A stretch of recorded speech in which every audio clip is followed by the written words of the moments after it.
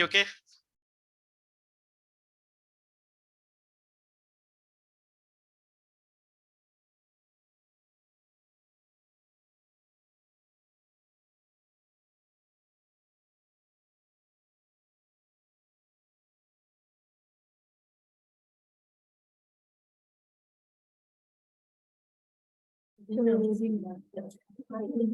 Hello everyone, good morning. Thank you for joining us for our TikTok and MC session this morning. Today we are very lucky to have a distinguished speaker with us today, Encik Muhammad Tahir bin Musa, on a title of Berita Palsu Tersebar Lebih Cepat Daripada Fakta. Tanpa membuang masa, mari kita dengarkan daripada speaker kita. Encik Tahir, dipersilakan. Okey, bismillahirrahmanirrahim. Assalamualaikum warahmatullahi wabarakatuh. Selamat pagi, saya harap semua dalam keadaan baik. Kepada semua yang berada secara fizikal di tingkat 3 dan juga yang bersiaran secara dalam talian, saya ucapkan terima kasih dan selamat datang ke TikTok. Pada hari ini kita akan berkongsi satu lagi topik yang sangat menarik dan sangat penting untuk kita semua, iaitu berita palsu tersebar lebih cepat daripada fakta. Terlebih dahulu saya nak memperkenalkan diri. Nama saya Muhammad Tahir bin Musa daripada Jabatan Program Komuniti di bawah seliaan Puan Hashimah Hashim. Tapi Puan Hashimah tak dapat berada di sini sebab ada kerja di luar. Saya difahamkan dia ada di UPSI. Kena bagi talk juga, saya rasalah. Okey, so topik kita pada ni ialah berita palsu tersebar lebih cepat daripada fakta. Topik yang sebenarnya saya tak payah bagi tahu pun, semua orang dah faham. Tapi saya di sini ditugaskan untuk kita nak mengingatkan. Kerana apa? Kerana maklumat palsu ni kalau dia tersebar dan kita yang menyebarkannya, kita boleh didakwa. Sebab ada beberapa fakta yang boleh dikenakan terhadap kita yang menyebarkan berita palsu. Tapi sebelum tu, saya nak memperkenalkan juga berkenaan dengan inisiatif Klik Dengan Bijak. Kalau saya difahamkan, viewers kita hari ini ada terdiri daripada warga MC dan juga mungkin daripada agensi-agensi yang berkaitan. Dan saya harap semua kat sini dah tahu pasal Klik Dengan Bijak, tapi mungkin ada staff-staff yang baru join kan, yang mungkin yang tak pernah dengar pasal Klik Dengan Bijak. Inilah masanya untuk anda tahu pasal Klik Dengan Bijak, sebab Klik Dengan Bijak ni merupakan inisiatif daripada MC sendiri. Jadi untuk tahu berkenaan dengan Klik Dengan Bijak, kita saksikan video ni. Tahukah anda, terdapat 4.9 bilion orang menggunakan internet di seluruh dunia dan dianggarkan 88.7% penduduk Malaysia menggunakan internet untuk pelbagai aktiviti. Sebagai pengguna internet, kita terdedah kepada risiko serta ancaman dalam talian.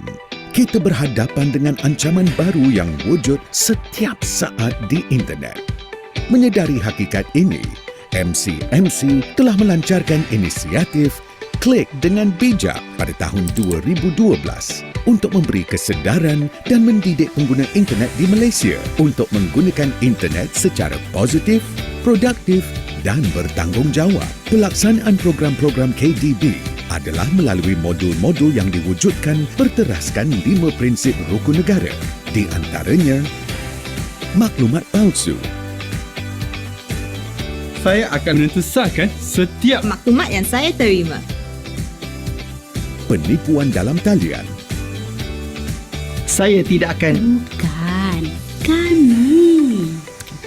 Kami tidak akan beritahu maklumat peribadi Dan keuangan. kepada orang yang kami tidak kenali. Kami. Kami akan minta pandangan dari keluarga Dan kawan-kawan. Buli cyber. Saya akan menghormati hak orang lain. Untuk persekitaran internet yang positif dan selamat. Saya akan menjauhi buli cyber. Pengantunan kanak-kanak dalam talian. Saya tidak akan berhubung dengan orang yang tidak dikenali di internet tanpa pengawasan ibu bapa atau penjaga. Kawalan kendiri. kami akan pastikan keluarga kami mengamalkan kawalan kendiri semasa melayari internet. KDB mengadakan kerjasama strategik dengan pelbagai agensi untuk melaksanakan program dan aktiviti seperti pameran, ceramah, seminar, pertandingan video dan poster, dan kempen. Menerusi inisiatif Klik dengan Bijak, MCMC berusaha mewujudkan persekitaran dalam talian yang selamat untuk pengguna internet di Malaysia. Usaha ini akan diteruskan bagi memacu Malaysia ke arah dunia cyber yang positif.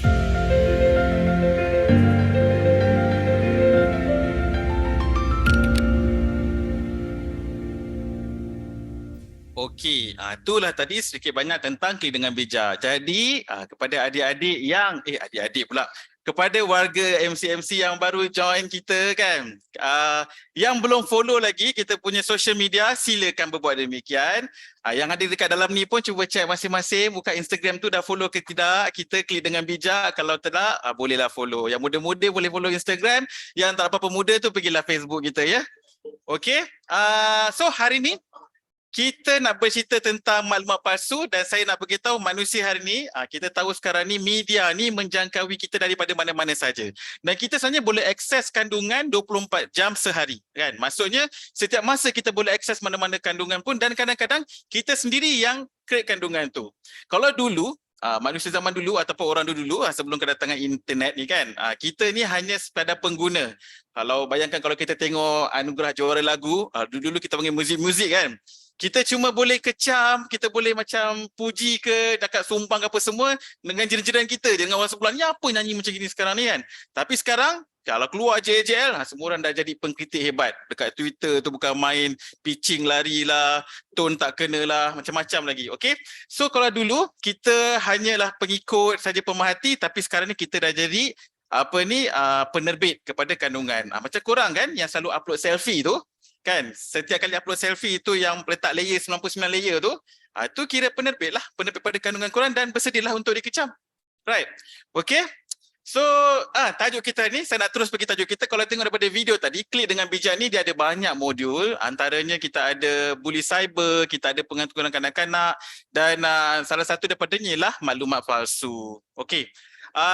Dan juga di bawah inisiatif Klik dengan Bijak ni, kalau siapa-siapa yang belum follow kita di YouTube ataupun di mana-mana social media, kita ada banyak video. Kenapa saya nak tunjukkan video saya di TikTok hari ni? Sebab kalau saya tak tunjuk kat video ni hari ni, bila lagi korang nak tengok kan? So pagi ni saya pun boleh save energy sikit, kita layan banyak video. Ni video yang pertama berkenaan dengan maklumat palsu. Ramai kawan-kawan kita percaya semua berita di internet tu betul, termasuklah yang diviralkan. Tapi tak semua berita di internet tu betul. Ada orang memang suka buat dan sebarkan berita palsu di internet. Yang viral pun belum tentu betul. Kalau kita tak pasti, lebih baik jangan kongsi. Katakanlah maklumat tu palsu. Kita juga yang menanggung akibatnya nanti. Jadilah pengguna internet yang bijak. Okey. Kalau tengok daripada Internet User Survey 2020 yang telah dikeluarkan oleh pihak MCMC, ada berbagai jenis kandungan yang dikongsi dalam talian. Kalau kita tengok kat situ ada 69.6% hiburan dan lawak jenaka. Kita ada lebih daripada 63.9% berita.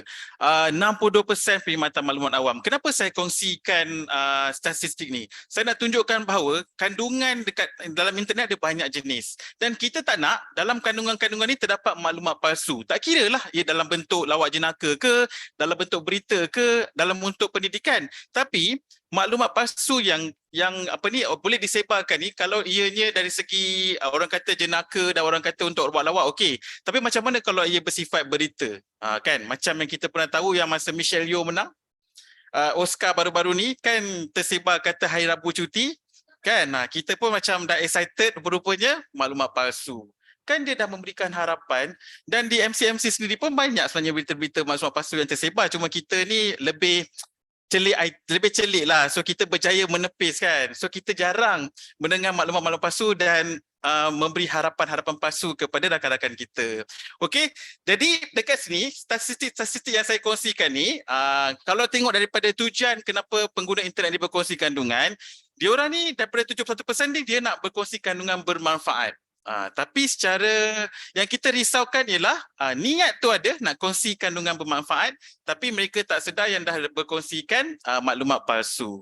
Selain daripada itu, ada yang nak memberi kesedaran mengenai sesuatu isu. Kalau tengok daripada statistik ni, dia punya peratusan dia agak besar. Maksudnya mereka ni memang pengguna internet, orang Malaysia ni, dia memang nak berkongsi kandungan untuk tujuan yang baik. Dia memang nak bagi sesuatu informasi yang orang kata berguna untuk orang lain. Tapi cara mereka berkongsi kandungan tu mungkin ada sedikit salah tu sebab mereka tak check dulu informasi-informasi tu. Sebab itulah hari ni saya ada kat sini dan saya nak mohon untuk semua yang berada di secara fizikal ni dan juga di dalam talian untuk sama-sama kita nasihatkan, mengingatkan orang-orang sekeliling, keluarga kita supaya mereka tidak menjadi ejen penyebar berita palsu. Kenapa? Sebab kita nak menghasilkan sebuah persekitaran internet yang kondusif. Kita tak naklah nanti macam bila kita masuk di internet penuh bertebaran maklumat palsu yang disebarkan oleh ramai-ramai orang. Dan kadang-kadang sebenarnya macam saya cakap tadi daripada statistik ni orang tu tak berniat pun. Contoh macam makcik-makcik kat pakcik-pakcik kita kat kampung kan. Diorang tak berniat pun nak sebarkan maklumat palsu. Ni jenis-jenis yang macam suka bagi salam Jumaat, zikir hari Isnin, zikir hari Selasa, yang tu okey lah. Tapi kalau yang dia bagi hadis, kan, dia forward je semua hadis yang ada tanpa dia check dulu. Walaupun niat dia baik, tapi kita risau takut nanti dia salah guna maklumat tu dan akhirnya menjadi ejen penyebar berita palsu. Dan kalau yang paling kita risau sekali ialah kadang-kadang dia dapat daripada forward WhatsApp, tapi dia macam dah guna Facebook kan, kawan-kawan grup Yasin dia ada kan, dia ada grup apa semua tu, dia pun pergi letak kat Facebook daripada apa dia forward tu. Kawan dengar ni berita kan, tu type semua dan jadi macam dia pula orang pertama yang menyebarkan berita palsu tu. Okey. Seterusnya, kalau tengok daripada statistik ni juga, langkah yang diambil sebelum membuat perkongsian ada hanya 70% yang memahami kandungan tersebut. So tak semua orang yang faham kandungan yang disebarkan dan tak semua yang memastikan sumber kandungan tu boleh dipercayai. Okey, yang itu yang kita risaukan. Kita memang tahu, kita sebagai kita dah pernah dengar pasal klik dengan bijak, kita dah tahu pasal maklumat palsu ni, tapi yang macam saya kata tadi, apa yang kita bawakan pada ni untuk kita sama-sama kongsikan dengan orang lain, ahli keluarga kita kan, kawan-kawan kita, sebab kita tak nak mereka menjadi mangsa maklumat palsu ni ataupun jadi ejen penyebar maklumat palsu. Okey. Ada 3 jenis maklumat palsu ni. Yang pertama ialah misinformation, iaitu maklumat palsu yang mengelirukan disebarkan tanpa niat jahat. Yang ni saya cakap tadilah, yang pakcik-pakcik atau makcik-makcik kita tadi yang dia sebarkan, dia memang tak ada niat jahat. Dia memang kalau dapat tu macam memang tujuan dia untuk nak mengingatkan. Tiba-tiba je, jangan makan ikan hari ni. Ikan hari ni kat laut semua ada toksik. Dia pergi forwardkan dekat semua orang. Hari ni jangan makan ayam. Ayam semua daripada negara-negara tu semua dah kena suntik dengan segala-gala benda. Dia forward benda tu. Lepas tu jangan makan daging. Kita tak tahu daging ni daging halal ke tak, dah bercampur dah. Kan dah pernah jadi macam tu kan, sampai dah menjadi kes dah. So yang itu yang kita tak nak. Dia memang tak ada niat nak sebarkan maklumat palsu, tapi secara tak langsung maklumat tu yang disebarkan tu adalah merupakan maklumat palsu. Yang kedua ialah disinformation, iaitu yang dicipta dan disebarkan dengan niat jahat. Yang ni memang tujuan dia lah untuk mengaibkan, untuk memfitnah, biasalah. Dan apatah lagi kita lepas ni akan menghadapi PRN. Kan, biasanya bila berlaku pilihan raya ni akan banyaklah maklumat-maklumat palsu yang tersebar, dan penting untuk kita semua sebagai seorang pengguna internet yang bijak untuk mengenal pasti maklumat tersebut supaya kita tidak tertipulah ataupun kita tidak terpedaya dengan maklumat-maklumat yang disebarkan. Dan seterusnya ialah malinformation, iaitu maklumat benar yang disebarkan dengan niat jahat. Yang ni memang maklumat tu betul, tapi kadang-kadang tarikh tu berbeza. Kita ambil contoh banjir. Ingat tak banjir dekat Kelantan 2014? Kan teruk kan, yang sampai tinggal tapak je, tinggal bumbung apa semua kan. So teruk tahun 2014. Tapi tahun lepas kita pun macam ada banjir juga di beberapa negeri. Tapi dekat Kelantan tak berapa sangatlah, masih boleh teruk juga, tapi tak seteruk 2014. Tapi diorang forward yang banjir, video banjir 2014, dia kata berlaku tahun lepas. So orang-orang yang macam ada parents dekat Kelantan ataupun ada saudara ke ada kenalan, dia kan risaulah. alamak macam mana ni kan, banjir, macam nak balik lah, nak start nak balik lah. Bukan dia sekadar tu je, pihak berkuasa pun nak kena siasat juga video-video tersebut. Kan dia dah memakan banyak masa kita, dan yang paling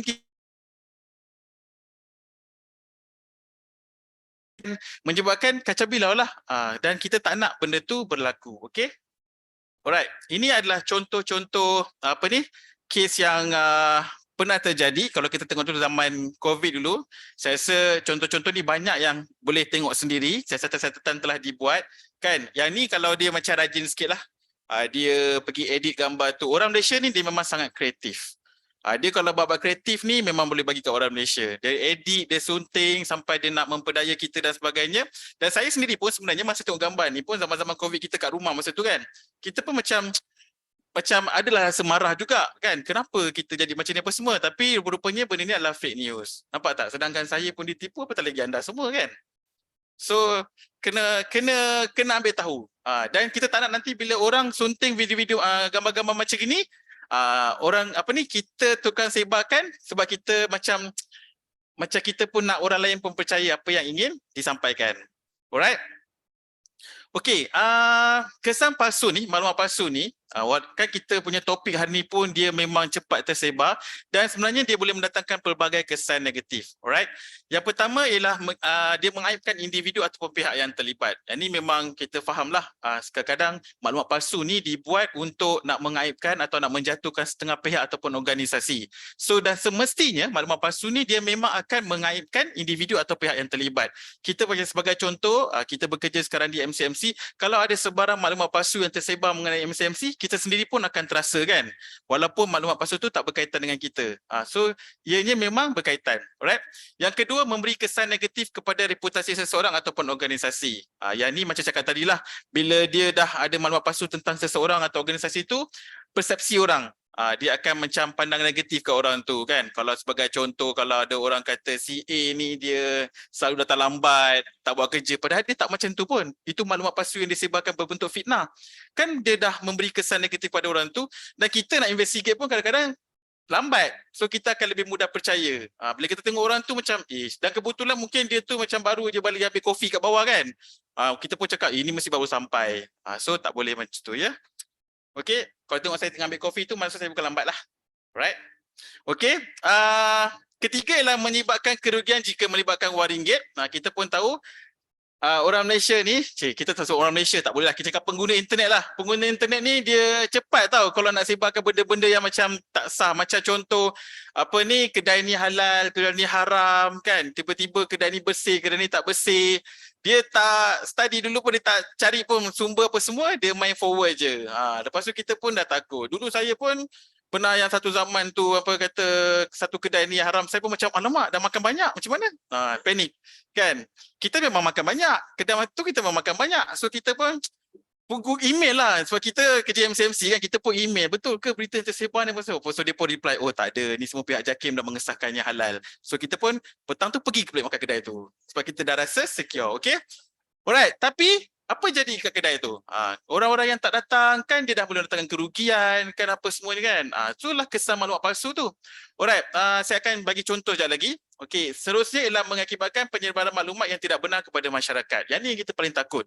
Seandainya maklumat palsu tu dia tersebar dan dia menyebabkan masyarakat akan panik.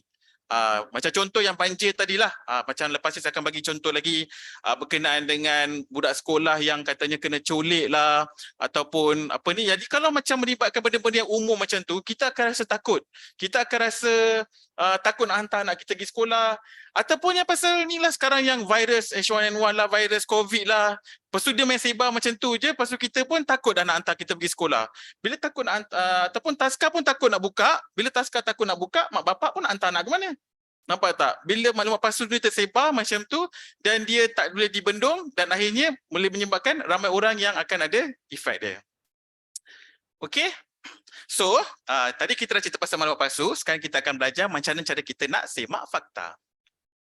Semak fakta. Tahukah anda, kandungan yang tidak benar mudah tersebar di dunia cyber? Kemungkinan kandungan ini telah dimanipulasi oleh pihak yang tidak bertanggungjawab dan mempunyai agenda tertentu. Sebagai contoh, ada pihak tertentu yang meminta derma untuk merawat seorang kanak-kanak yang menghidap penyakit berbahaya. Rupa-rupanya, kanak-kanak yang sakit itu tak wujud pun. Sebenarnya, ini merupakan satu penipuan. Ataupun anda telah ditawarkan pekerjaan di sebuah syarikat ternama dengan gaji lumayan. Namun, tawaran tersebut sebenarnya palsu dan dibuat oleh individu yang tak ada langsung kaitan dengan syarikat tersebut. Jadi, elakkan diri anda dari menjadi mangsa berita palsu. Anda harus lebih peka dan pastikan maklumat yang diperolehi adalah dari sumber yang sahih. Hentikan penyebaran maklumat palsu dan beritahu kepada keluarga dan rakan anda supaya berhati-hati dengan apa sahaja maklumat yang diterima. Sentiasa fikir dan semak kesahihan sesuatu maklumat yang diterima. Klik dengan bijak. Kalau tengok daripada video Semak tadi pun, fakta. apa ni? Okey. Kalau tengok daripada video tadi pun, dia ada cerita pasal derma tadi kan? Derma tu pun banyak. Perasan tak sekarang dekat komen kan mesti dia minta derma. Dan rakyat Malaysia ni memang sangat pemurah. Dia memang kalau dengar dan nak lagi kalau dia gunakan gambar tengah sakit dan sebagainya, tak cukup nak beli pampers, nak beli susu kan, kita akan dermakan. Bukan tak boleh, tapi yang kita risau ialah mereka-mereka yang mengambil kesempatan dengan meminta derma padahal benda tak wujud kan. Dia gunakan gambar orang lain dan untuk meminta derma. Dan apa jadi pada orang yang betul-betul memerlukan? Lepas ni kalau dia betul-betul nak memerlukan, orang tak percaya dah. Disebabkan oleh orang-orang macam ini. Dan kita ni pun bila tak bagi macam alah nanti macam tak rasa macam was-was pula kan. Tapi kita nak bagi derma. Tapi kita rasa was-was. Nampak tak kesan dia tu? Okey. So dan setengah maklumat palsu ni dia memang sangat meyakinkan. Macam contoh tadi pasal derma tadilah. Dia memang bila kita baca Allah kesiannya macam dah lama tak makan apa semua kan. Rupanya scammer. Rupanya dia pergi gunakan cerita orang lain. Dan kalau saya pun pernah dapat juga yang macam bila kita baca tu cerita tu betul. Tapi dia bukanlah orang keluarga tersebut. Dia macam bukan dia keluarga jauh. Dia ambil kesempatan dan keluarga tu tak tersebut, tak tahu pun. Dan kebanyakan macam bila dia tahu tu mungkin dia akan bagi tahulah yang macam ni bukan daripada kami dan sebagainya dan kami tak pernah meminta kan. Kita pun dah dapat berita macam tu kan. Tapi kesianlah dekat orang-orang yang memang memerlukan. Dan memang sebenarnya saya rasa kalau diorang nak memerlukan tak jadi masalah pun. Ingat tak masa zaman kita COVID dulu, kita pernah siapa-siapa yang tak cukup bekalan apa semua, diorang boleh kibarkan bendera putih kan. Maksudnya kita boleh tolong-menolong, tapi kalau maklumat palsu ni tersebar dan kita tak bendung, akhirnya dia boleh menyebabkan orang lain akan rasa tak nak tolong orang lagi. Dia akan rasa was-was dan sebagainya. Okay? So macam mana cara kita nak menilai kesahihan maklumat? So daripada video tadi, melalui klik dengan bijak ni kita ada bagi caralah melalui Sure ni. Yang pertama ialah dari segi sumber dia. Kita cari sumber dia, kena lihat asal usulnya. Adakah ianya boleh dipercayai? Okey, kena tengok maklumat tu siapa pengarang dia. Siapa yang forward? Yang forward tu adakah orang yang kita rasa kita boleh percaya ataupun memang kaki forward? Dan tak semua yang di forward tu mungkin tak betul, tapi kita study dululah, kita tengok dulu, okey. Dan yang tempoh masa, bilakah sumber itu diterbitkan? Saya sendiri pun pernah je macam siaran akhbar yang saya rasa macam saya dah share, tapi macam baru saya perasan dia sebenarnya berjadi 4 tahun lepas. Sebab dia kan kecil je kan. Lepas tu ada orang yang bagi tahu, ini cerita lama. Sebab kawan-kawan saya semua jenis yang baik-baik kan, mengingatkan. So awak semua pun kena jadi macam tu. Kalau ada kawan-kawan yang share maklumat palsu, kena ingatkan. Sebab kadang-kadang dia tak tahu, tak perasan. Dan dan sekarang ni macam saya kata, dia rakyat Malaysia ni kan dia kreatif. Macam tengoklah cerita Harian Metro dia tukar jadi apa? Hairan Metro. Sebiji berita lain, tapi tu lepas tu bernama jadi bermana. Astro Awak ni jadi apa? Astro Awak ni Kak Yual semua tak baca berita Oh, dia tak baca berita-berita macam tu. Dia baca berita-berita yang rasmi je. Nampak? Kawan-kawan saya ni. Okey. Yang kedua ialah kena faham. Kena faham apa yang kita baca. Pastikan penjelasan dia. Jangan main forward je. Jangan orang kata bila dapat satu berita je, terus dia forward dekat semua orang. Walaupun berita tu menggembirakan. Okey, saya tersenyum. Awak pun faham. So, kena tahu. Kena ambil tahu dan jangan forward benda-benda yang tak pasti kesahihannya. Sebab dia mungkin boleh mengundang harapan kepada orang lain. Kan? Dan kalau harapan tu palsu, kita semua akan rasa sedih. So hati-hati maklumat palsu ni, okey? So kena cari fakta bukan pendapat. Alright, fakta bukan pendapat. Jangan buat teori-teori yang bukan-bukan.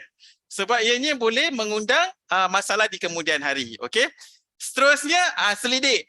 Yang ni boleh selidik. Sekurang-kurangnya cari 3 sumber berlainan. 3 sumber berlainan bolehlah tanya 3 bos kalau berani. Kan? Alright, maksudnya pergi carilah apa ni daripada berita-berita yang rasmi kan. Kalau ada satu berita tu pergi tengok mungkin tengok siaran akhbar daripada kementerian yang keluarkan berita tersebut. Sebab siaran akhbar pun sebenarnya dah banyak ada orang yang macam create yang palsu. Betul tak? Tiba-tiba dia memang nampak sebiji, nampak macam sama semua, tapi bila kita tengok kenapa kandungan dia macam pelik. Lepas tu bila kita pergi cek rupanya tak betul pun.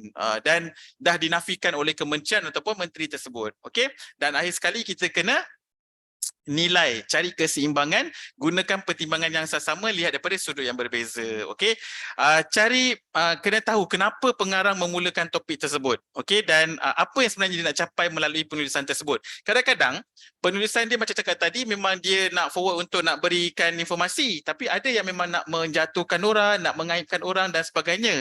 Jadi kita kena hati-hati dekat situ. Okey.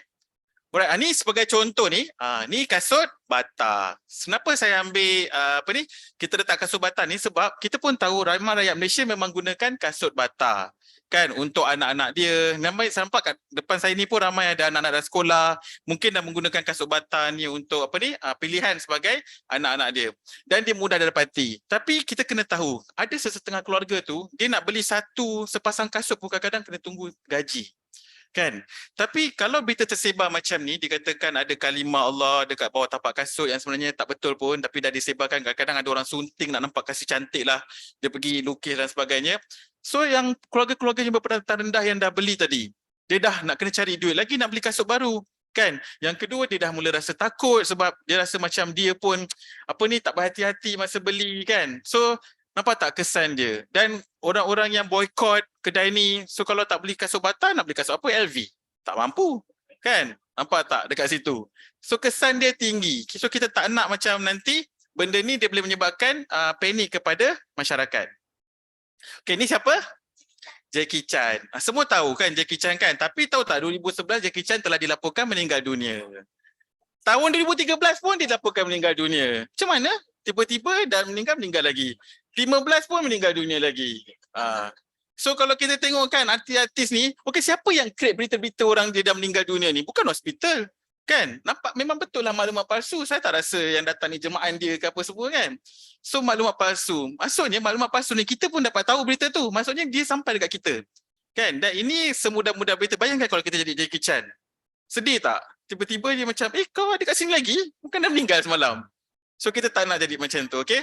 Dekat Malaysia pun sama juga. Nampak saya terguris. Berita palsu, meninggal dunia.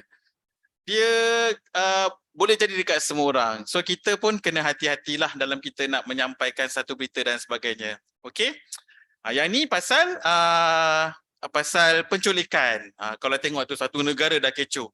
Dia kalau macam masa tengah berlaku ni kan, ibu bapa pun macam cakap tadi lah, takut nak hantar anak pergi sekolah. Lepas tu kalau yang maklumat palsu tu tiba-tiba dia sebarkan, ada seorang guru tu saya rasa dia didakwa sebab dia siap bagi tahu kereta apa. Kereta warna hitam lah apa semua kan. Jadi kita ni bila tengok kereta warna hitam pun dah takut dah, ingat penculik dan sebagainya kan. So orang sebarkan berita palsu menyebabkan masyarakat panik. Padahal dia guna anak dia tu gambar hari pertama nak pergi sekolah. Tengah dah handsome kan ambil gambar anak kan, dah digunakan untuk sebarkan berita palsu. Tengok cara orang sebarkan berita palsu. Dia mula-mula dia tanya dulu. Boleh tak tolong cekkan ni? Sebab tu kita cakap tak pas jangan kongsi. Kan mula-mula dia cakap tolong cekkan. Orang yang kedua pun dia tolong cekkan. Orang yang ketiga dia dah tak cakap macam tu dah. Dia kata berita ni betul. Dia dah terus tukar dah. Macam itulah yang berlaku dekat kita. Kan? Orang yang pertama dia sampaikan tolong cek betul ke tak? Orang yang kedua sampaikan betul ke tak? Sampai ke orang ketiga kita pun dia kata benda tu betul dan kita pun percaya. Alright? So kena hati-hati. Okay, masa COVID, kita pun tahu antara berita-berita yang sebar macam dekat sini, dia pergi bakar 77 tower. Bayangkan kalau dia bakar tower kita, tak ada internet, menggigil kita kat rumah. Bayangkan COVID tak ada internet kat rumah. Kan tak payah COVID lah sekarang ni pun. Bila line tak ada kat office pun semua dah happy lah sebab tak buat kerja kan. Tapi susah lah sebab banyak kerja kita memerlukan talian internet. Okay? So jangan sebarkan maklumat palsu sehingga jadi macam ini. Sebab ini panik lah. bila masyarakat panik, dia akan buat sesuatu dan kesan dia bila dia bakar tower tu, kita pun tahu, kawan-kawan pun semua tahu yang kerja kat MCMC ni, kesan dia macam mana. Berapa banyak report nak kena buat, kos nak baiki lagi dan orang yang affect lagi dan siapa yang terlibat lagi. So dia banyak dekat situ. Alright. So yang ni antara yang paling saya sedih juga masa zaman COVID itu, macam mana mereka menyampaikan dakwah bahawa COVID ni berpunca daripada binatang peliharaan.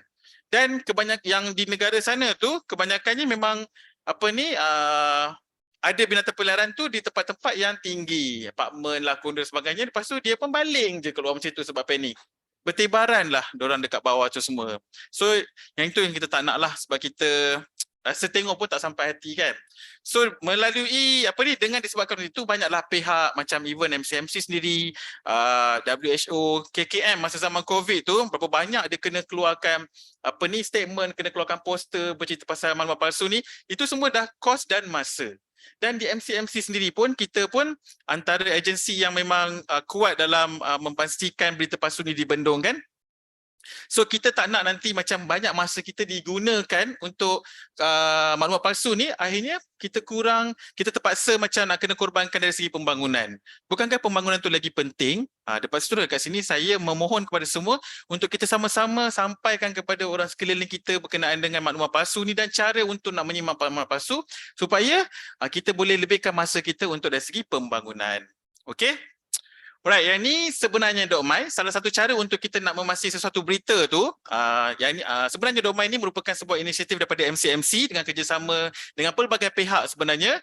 So melalui sebenarnya Dok Mai ni dia ada dua melalui aplikasi, boleh download daripada iOS ataupun Android dan juga melalui web portal. So apa yang sebenarnya Dok Mai buat ni, dia akan check kalau satu berita yang tersebar tu mungkin viral, dia akan semak dengan agensi yang terlibat ataupun kementerian yang terlibat dan dia akan cuba dapatkan kepastian. Dan lepas tu dia akan beritahulah, ni sebagai contoh, kalau kita tengok sekarang dekat sebenarnya Dok Mai, macam mana dia letak berita yang tersebar tu, lepas tu dia beritahu cerita yang sebenar. Okey, kenapa sebenarnya Dok Mai ni penting untuk kita, warga MCMC dan juga di luar sana, kita boleh bantu orang-orang sekeliling yang forward mesej-mesej yang tak betul tu, untuk kita betulkan kenyataan mereka dan supaya mereka boleh sampaikan kepada orang lain yang telah forward tu, beritahu berita tu palsu. Okey, so daripada situ mereka mungkin boleh orang kata betulkan balik dan pastikan orang lain pun tak tertipulah dengan berita-berita tersebut. Dan kadang-kadang berita palsu ni, masa cakap lah, dia tujuan dia ada banyak. Mungkin bila dia tujuan dia untuk nak menjatuhkan organisasi lain, dia boleh menyebabkan kesan-kesan sampingan. Okey, so ni adalah contoh-contoh syiaran akhbar berkaitan berita palsu. Kalau kita tengok tahun 2020 lagi dah buat hantaran palsu di media sosial. Saya memang letak guru ni bukan apa, sebab guru ni dia punya pengaruh dia luas kan. So ni contoh, tapi bukanlah cakap guru je yang bagi berita maklumat palsu ni, ramai lagi. Cuma tuan-tuan bolehlah check dekat syiaran akhbar ataupun bolehlah pergi kepada press reader, iklan untuk KRMC. Okey, tak pernah pergi kan press reader kan? Lepas ni boleh pergi kan? Ada kat SharePoint. Okey, so ini kita dah cerita pasal maklumat palsu. Saya tak naklah cerita pasal maklumat palsu je tanpa kita nak tahu macam mana cara kita nak mengatasinya. Salah satu cara untuk kita nak mengatasi maklumat palsu ni ialah melalui kawalan kendiri. Alright? Masa COVID dulu memang KKM selalu cerita pasal kawalan kendiri, kena basuh tangan, kena bersihkan apa semua. Di MCMC pun kita mengamalkan kawalan kendiri, self-regulation, iaitu keupayaan seseorang untuk mengawal emosi, keinginan, nafsu dan tingkah laku di ruangan cyber. Alright? Dan kawalan kendiri juga adalah pelakuan beretika dan sebenarnya mekanisme yang paling berkesan untuk mengawal selit internet. Macam tuan-tuan perempuan yang ada anak ataupun adik-adik dekat rumah kan, you all tak boleh nak pantau dia orang 24 jam. Even kalau tengah buat kerja, WFA kat rumah, anak dekat sebelah pun tak boleh tengok kat skrin dia 24 jam. Tak tahu YouTube apa yang dia tengok. Memang dia tengah tengok YouTube, tapi apa yang dia sedang tengok? Mungkin iklan yang keluar tu tak sesuai. So, kena ajar mereka tentang kawalan kendiri. Bagi tahu mereka, okey, kandungan ni betul, kandungan ni tak betul, kandungan ni sesuai, kandungan tak sesuai. Kalau ada kandungan-kandungan yang kita rasa macam tak sesuai, macam ganas dan sebagainya, minta diberitahu kita supaya kita boleh, okey, yang ni tak okey, jangan tengok. Okey, itu salah satu cara. Dan yang paling, itu yang saya cakap paling berkesan sebab macam cakap tadi, kita pun tak boleh nak pantau semua orang kan. Walaupun dia ada dekat sebelah kita, walaupun kadang-kadang dia memang dekat atas riba kita pun dah asyik dengan telefon kita, dengan kerja kita, dia pun ada juga kerja-kerja yang dia buat. Alright, okay. So kita kena minta mereka ada kawalan kendiri. Dan klik dengan bijak ni, memang kita asaskan melalui prinsip rukun negara. So kalau kita ikut rukun negara ni, saya letakkan kat sini kot ada siapa yang terlupa, kepercayaan kepada Tuhan, kesetiaan kepada raja dan negara, keluruhan perlembagaan, kedaulatan undang-undang, dan akhir penting sekali ialah kita sebagai rakyat Malaysia penuh dengan kesopanan dan kesusilaan. Kalau kita ada rasa kesopanan dan kesusilaan, kita takkanlah menjadi ejen penyebar maklumat palsu. Dan antara tips kawalan kendiri, yang pertama ialah kita kena hati-hati bila berkongsi dan tag foto. So kita kena elakkan terlebih kongsi, oversharing ni, sebab kadang-kadang oversharing boleh membawa kepada maklumat palsu.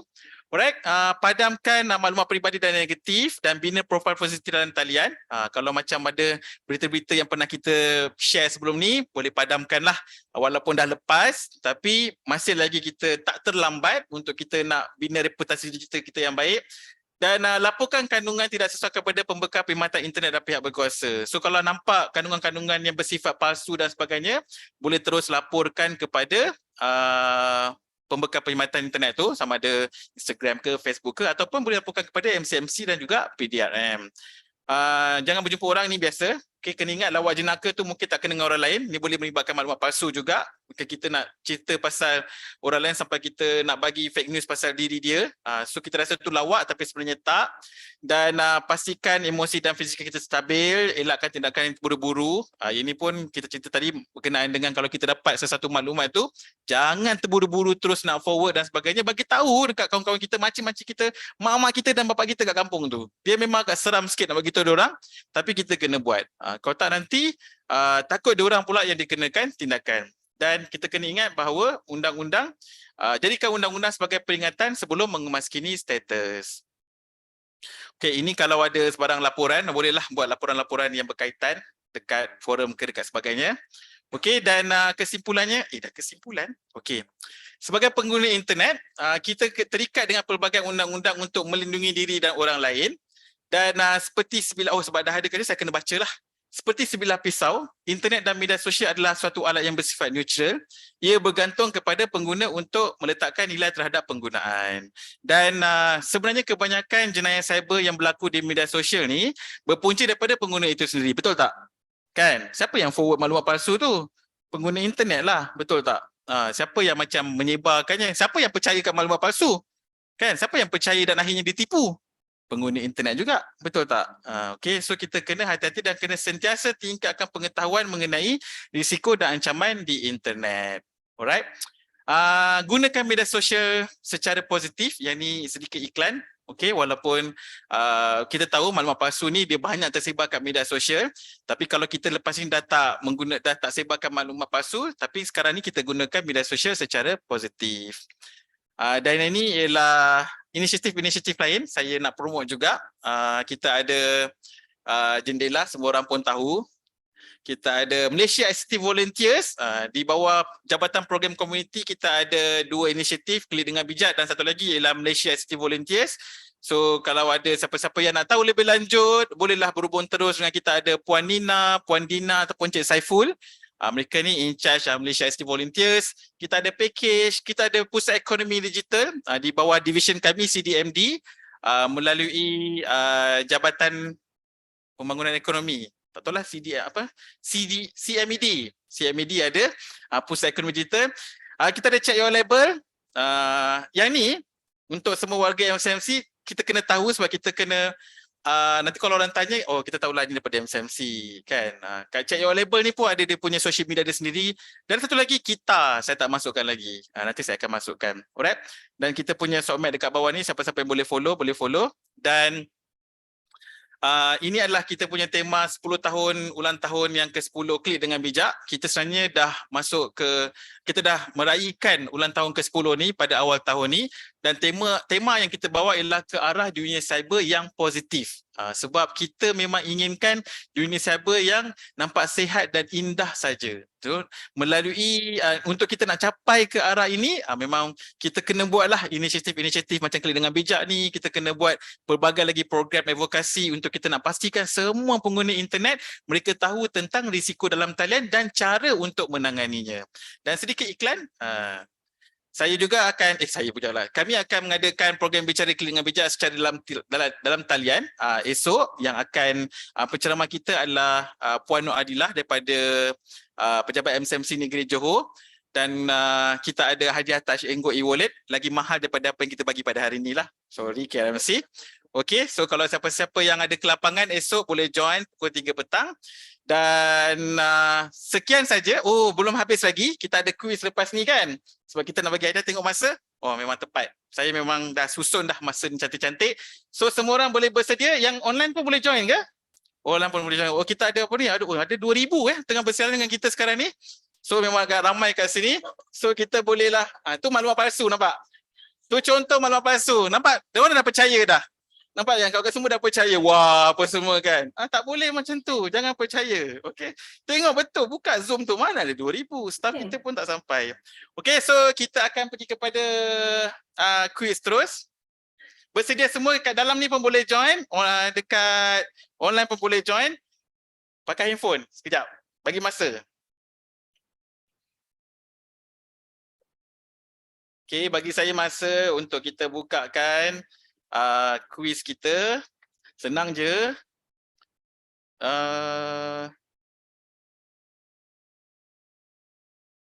Ya, hadiah ni akan diberikan oleh pihak KMC lah. Alright. Saya akan cuba untuk share screen. Okay. Alright. Siapa yang nak join, boleh pergi mycybergenius.my ataupun boleh scan QR code yang tertera di skrin di depan ataupun tertera di skrin anda. Masukkan nombor kod 59961. 59961. Untuk yang berada dalam talian, anda mempunyai pesaing-pesaing yang hebat sebab dekat depan saya ni full house ya. Ramai. Staff MCMC sila masukkan nombor ID di depan. Dekat nama tu boleh masukkan nombor ID dekat depan. Email tu masukkan email betul lah, email MCMC lah kan. Supaya nanti senang kita nak cari seandainya pihak MCMC yang menang lah. Kalau orang luar yang menang, nanti kita akan contact lah orang luar tu. Okay, so saya beri masa lagi. Kita ada, siapa-siapa yang ada masalah boleh beritahu dekat ruangan chat apa semua. Chat ni saya tak check, so ada soalan ke tak ada? Okay, perfect. Nampak sangat mereka sampai. Tak payah tanya soalan, tak cukup masa dah. Okay, kita nak fokus kepada kuis sekarang ni. Okay, My Cyber Genius ni adalah merupakan sistem untuk kita nak tahu tahap pemahaman rakyat Malaysia tentang kesedaran internet, tentang keselamatan internet. Okay, so melalui sistem ni kita akan tahulah berapa persen orang faham tentang modul yang disampaikan dan sebagainya. Okay, dekat skrin macam kosong lagi. Dia kena register. Ada siapa-siapa yang dah register dah? Oh, tapi dia tak ada dekat internet. Okay, tak apalah. Ada laku kat belakang tu. Okay, saya rasa saya akan bagi lagi 5 minit ataupun untuk register. Saya nak bagi peluang yang ada kat dalam talian. Nanti tolong tengok chat juga kalau siapa-siapa yang ada masalah nak register. Boleh sama-sama untuk kita berpeluang mendapatkan hadiah yang telah disediakan.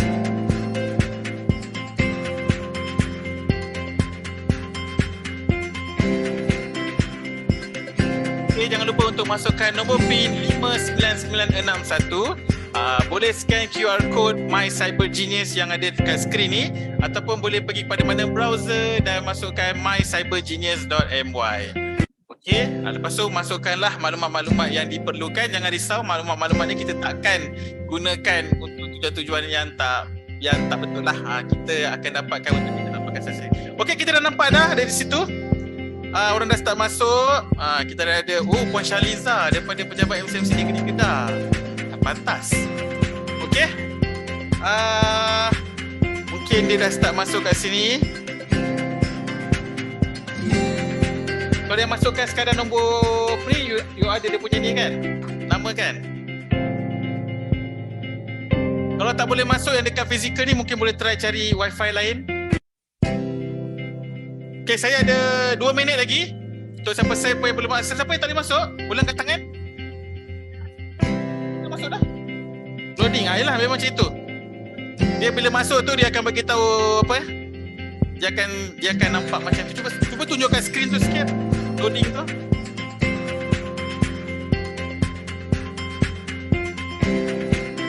Okey, kita ada 1 minit lagi.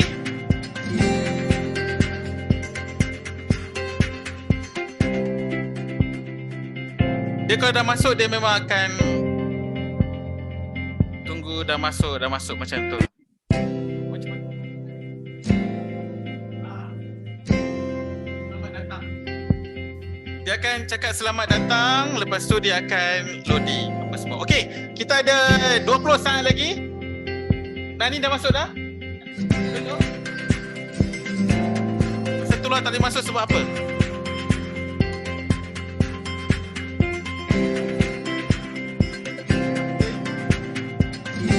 Actually yang ni semua orang boleh masuk. Orang luar pun boleh masuk juga.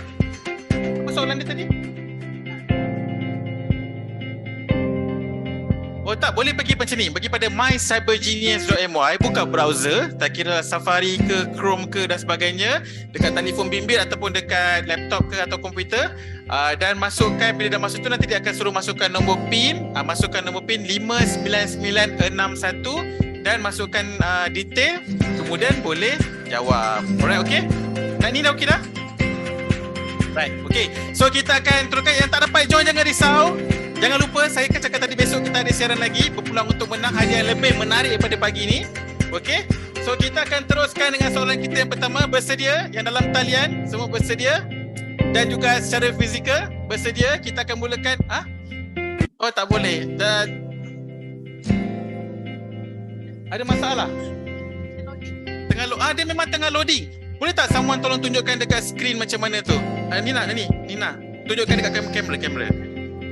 Okay, tunjuk kat kamera. Kalau dia loading, dia akan tunjuk belakang sikit, Nina. Tunjuk kat kamera, Nina. Belakang sikit. Dia akan loading macam tu. Belakang sikit, Nina. Ke kiri. Okay. Kanan sikit. Okay, dah stop. Dia akan loading macam tu. Okay, saya rasa diorang dah okay ni. Diorang tak tahu diorang dah loading. Dah Okay, saya proceed Okay, kita akan proceed. Ya. Okay.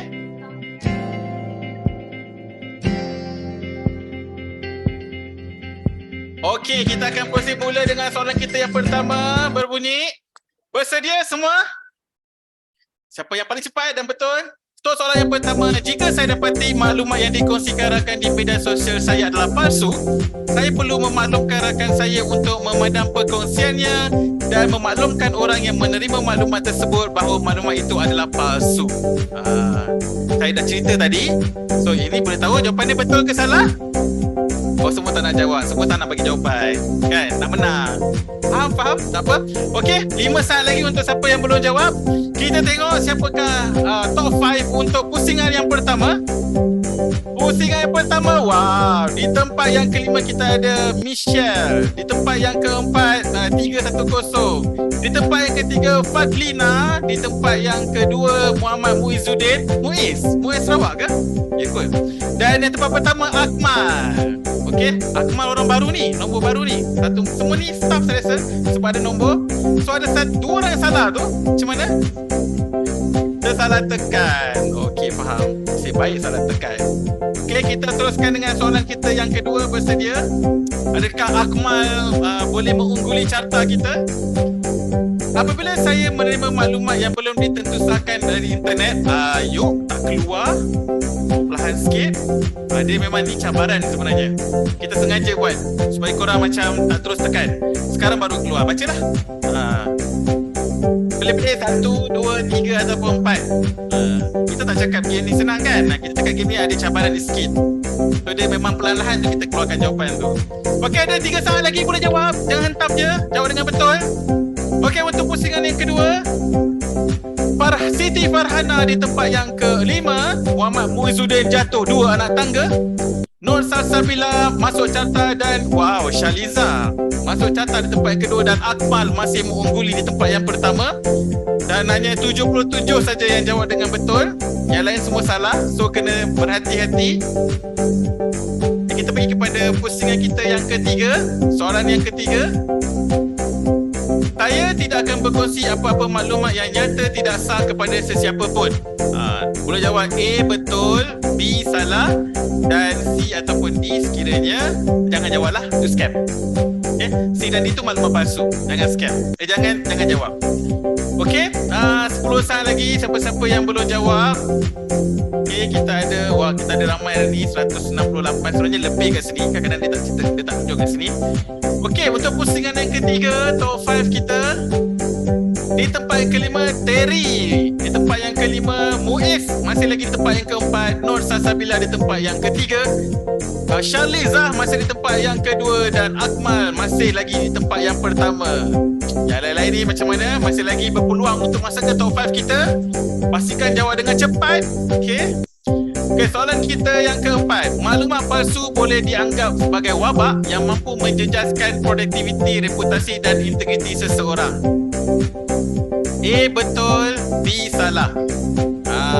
Jangan putus asa sebab saya dah banyak dah buat game ni. Kadang-kadang di pusingan 10 tu tiba-tiba berubah top 5. Dia boleh potong di corner-corner tu.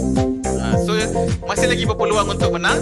Okey, kita terus. Okey, untuk pusingan yang keempat, top 5 kita nampak? Dah berubah dah. Di tempat yang kelima, Muhammad Fahmi. Di tempat yang keempat masih lagi Muhammad Muizzuddin. Nur Salsabila masih di tempat yang ketiga, Akmal di tempat kedua, dan Shaliza. Shaliza di tempat yang pertama. Hebat ni Puan Shaliza ni. Selalu guna telefon ni. Okey, kita teruskan dengan soalan yang kelima. Saya tidak akan mudah terpengaruh dengan mesej-mesej yang disampaikan di media sosial dan hanya merujuk kepada sumber rasmi sahaja. Yang dalam ni memang tak ada top 5 Yang fizikal ni. Yang saya keluar Elio ni. Apa ni? Baca. Dua lagi depan. Rasanya line connection dekat sini tak okey. Line connection dekat fizikal kita tak okey. Okey, tak apa. Yang dalam talian, korang sekarang tengah mendahului. Yang kat dalam ni semua macam tak boleh harap sangat. Tahir, for your info, ada orang kata you macam pengacara pop quiz. Okey, kita tengok kedudukan dia. Ada sikit perubahan. Di tempat yang kelima, Muhammad Fahmi Idrus. Muhammad Muizzuddin di tempat yang keempat. Nur Salsabila masih lagi di tempat yang ketiga. Tapi Puan Shaliza jatuh 1 anak tangga. Puan Encik Akmal berjaya mendapatkan 10 di tempat yang pertama. Come on Puan Shaliza, come on. Kita perlukan daripada pejabat daripada negeri Kedah ni. Okey, soalan seterusnya. Saya akan ke portal dan aplikasi sebenarnya.my untuk menyemak kesahihan maklumat yang diterima dan melaporkan maklumat yang tidak pasti kesahihannya. Okey, jawapan dia betul ataupun salah. Setakat ni belum ada lagi top 5 daripada di depan mata saya ni, belum ada lagi. Okey, tapi mungkin sekejap lagi di pusingan yang ke-6. Tapi kalau tengok semua hijau kan? Kat dalam ni semua hijau. Okey, kita tengok pemenang untuk pusingan yang ke-6. Di tempat yang kelima masih lagi Muhammad Fahmi Idrus. Di tempat yang keempat Muhammad Muizzuddin. Di tempat yang ketiga Nur Salsabila. Di tempat yang kedua Shaliza, dan Akmal masih lagi di tempat yang pertama. Top 5 kita maintain. Maksudnya mereka ni memang betul-betul ni cepat ni. Jangan salahkan internet. Jangan salahkan internet sebab itu merupakan maklumat palsu ya. Okey, saya boleh berkongsi atau memanjangkan maklumat peribadi pesakit yang masih dalam siasatan dan belum ditersusahkan lagi sama ada positif COVID atau tidak. Ini yang ingat kita orang akan bagi semua A kan. Cuba tunjuk phone masing-masing, angkat phone. Dekat dalam ni merah, hijau, merah, macam ni semua. Okey. Semua orang tunjuk phone kat sini. Okey. Jangan kongsi maklumat pesakit COVID ya.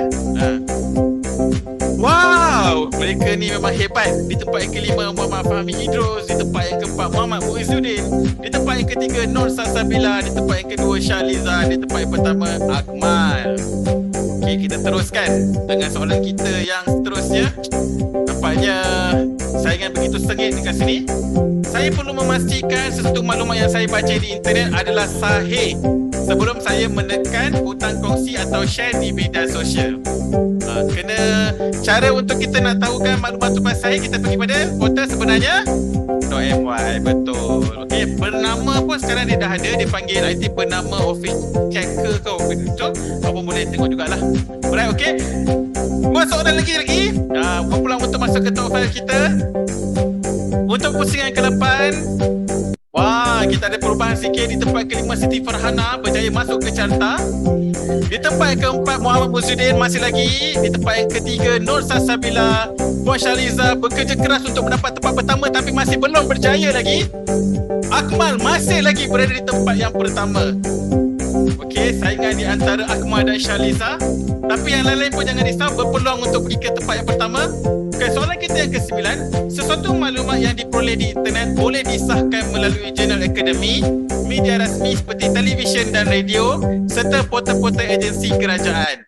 Kalau anda rasa statement ni betul, boleh jawab betul. Kalau jawab B itu salah. Okey? Ini soalan kita yang kedua terakhir. Siapa-siapa yang nak masuk ke top 5, kena hati-hati dengan soalan kita yang terakhir ni. Mungkin boleh merubah keputusan. Okey, di tempat yang masih lagi sama. Di tempat yang kelima Siti Farhana, di tempat yang keempat Muhammad Muizzuddin, di tempat yang ketiga Nur Salsabila, di tempat yang kedua Syahliza dan di tempat yang pertama Akmal. Okey, kita pergi kepada soalan yang terakhir. Semua dah bersedia? Soalan yang terakhir, masing-masing dengan telefon. Okey, soalan yang terakhir berbunyi, bersedia? Tidak salah untuk berkongsi maklumat yang saya tidak pasti kesahihannya dalam kumpulan WhatsApp keluarga dan rakan karib sahaja. Macam mana ni? Kerja kat MCMC tapi nak letak dekat ni. So, jawapan dia A salah ataupun B betul. Salah ke tidak salah? Okey, ada 10 saat lagi untuk siapa-siapa yang belum menjawab. Okey, boleh masih lagi menjawab. Kita tengok sekarang ni keputusannya untuk kuis My Cyber Genius. Dan pemenang-pemenangnya pada kali ini ialah di tempat yang kelima Muhammad Muizzuddin jatuh satu anak tangga. Di tempat yang kelima Siti Farhana berjaya memotong di selekoh. Naik ke tempat keempat Nur Salsabila maintain di tempat yang ketiga. Puan Syahliza tidak berjaya masuk ke tempat yang pertama tapi berada di top 5 di tempat yang kedua. Dan Akmal, berikan tepukan kepada Akmal, berjaya masuk di tempat yang pertama. Jadi itulah kita punya My Cyber Genius. Kepada pemenang nanti sila hubungi pihak KMC lah untuk mendapatkan hadiah. Bukan saya yang sediakan, mereka yang akan sediakan. Jadi sebelum saya nak mengakhiri sesi saya pada hari ini, sekali lagi saya nak mengucapkan terima kasih kepada pihak KMC di atas platform yang telah disediakan ini. Saya juga ingin mengucapkan ribuan terima kasih kepada semua yang berada di depan saya dan juga dari dalam talian. Dan jangan lupa untuk follow dan like, klik dengan bijak dan juga Malaysia ICT Volunteers di dua Instagram dan Facebook. Dan yang paling penting sekali, jangan jadi ejen penyebar maklumat palsu dan kena pastikan kita menggunakan internet secara selamat, bertanggungjawab dan waspada. Okay, sekian. Wabillahi taufiq wal hidayah. Wassalamualaikum warahmatullahi wabarakatuh. Terima kasih Encik Tahir. Saya pasti kita semua sangat terhibur dengan sesi pada hari ini. Sila berikan tepukan gemuruh kepada speaker kita hari ini Encik Tahir. Terima kasih banyak-banyak. Sesi pop quiz yang sangat menghiburkan. Kepada semua pemenang kita, kepada pemenang top 5 kita, nanti pihak KMRC akan email kepada anda untuk minta maklumat yang diperlukan untuk kami membuatkan transaksi Touch and Go e-wallet. Automatic host pun cakap laju sebab tadi Encik Tahir pun dah cakap laju. Okey, sebelum semua orang betul-betul. Semua orang Tahir, semua orang cakap mereka semua sangat terhibur dengan sesi pada hari ini. Terima kasih. Jadi sebelum kita mengundurkan diri, sesi soal jawab tak ada soalan? Tak ada? Tak ada. Perfect. Tak ada Perfect semua. Perfect. Okey. Boleh PM tepi lah. PM tepi. Tak apa, nanti mungkin kita boleh usahakan untuk sesi yang kedua. pada masa akan datang. Yes, payment lebih. Thank you. Okey semua, terima kasih banyak-banyak kerana participate sekali dengan kami pada hari ini. Okay, we want more. Terima kasih Syafinas. InsyaAllah kami akan buat sesi lagi satu di masa hadapan dan kami akan jemput dan buka juga kepada orang luar. Dan untuk itu, terima kasih kepada semua yang hadir pada hari ini. Terima kasih juga di atas sokongan anda dan terutama sekali kepada pihak KDB dan juga speaker kami Encik Tahir. Terima kasih semua. Terima kasih kerana join. InsyaAllah next session. Bye-bye.